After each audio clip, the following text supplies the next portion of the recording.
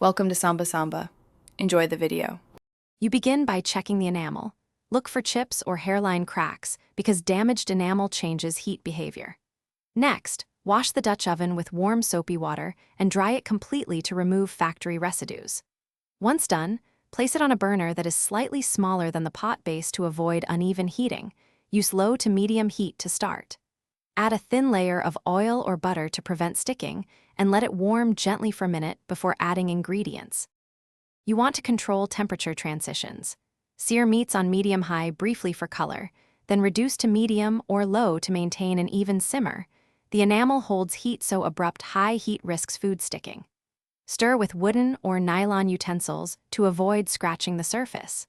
Once liquids are added, use the lid to trap steam for braises or tilt it slightly to allow controlled evaporation when you want a thicker sauce. Keep lids and handles manageable, with oven mitts when transferring.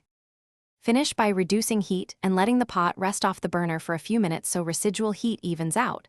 This prevents scorching and keeps flavors settled. When serving, use silicone or wooden tools and hand wash with warm water and mild detergent.